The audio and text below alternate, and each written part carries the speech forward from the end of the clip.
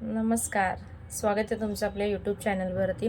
बघा आता जिकडे तिकडे मालेगावमध्ये जे प्रकरण झालं तिकडे चर्चा चालू आहे. त्या बाळाची काही चूक नव्हती तरी पण तिला एवढं सहन करावं लागलं. त्या नराधमाला कठोरातली कठोर शिक्षा झाली पाहिजे. फाशी खूप साधी गोष्ट आहे त्याच्यासाठी. फाशी मला नाही वाटत फाशी देणं योग्य आहे. त्याला ज्या कुटुंबावरती असं प्रसंग ओढावलाय त्याच्या स्वाधीन करा किंवा त्याला जनतेच्या स्वाधीन करा. जनता योग्य तो न्याय दिला असं मला वाटतं. फाशी अर्ध्या तासात त्याचा जीव जाणार, त्याला काही त्रास नाही होणार, जो त्या मुलीला झालाय असं मला वाटतं.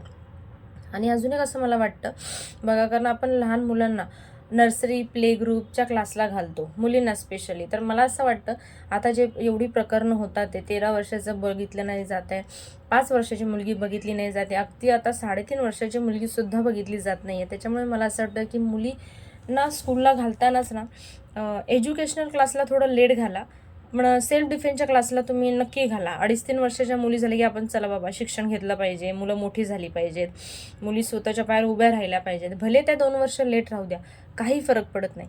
पण 3 वर्षाच्या मुली झाल्या, 2.5-3 वर्षाच्या मुली झाल्या की त्यांना कराटे, कुंफू, तायकांडो अशा सेल्फ डिफेन्सच्या क्लासला घाला, जेणेकरून त्या स्वतःचं संरक्षण स्वतः करू शकतील. बॅड टच, गुड टच काय आहे ते मुलींना लहानपणापासूनच शिकवा, जेणेकरून थोडंसं त्याच्यावरती कुठेतरी कंट्रोल येईल. मुलींना कुठेतरी कळेल की काय सिच्युएशन आहे, आपल्याला कसं वागायचं आहे, काय करायचं आहे.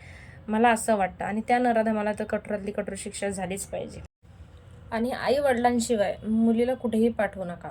नातेवाईक नको, फ्रेंड सर्कल नको, भाऊबंद नको, कोणीही नको. कोणावरतीच विश्वास उरलेला नाही आहे. मॉम डॅडशिवाय मुलींनी कुठेही जायचं नाही. जोपर्यंत त्यांना कळत नाही, त्या स्वतःचं संरक्षण स्वतः करू शकत नाही तोपर्यंत.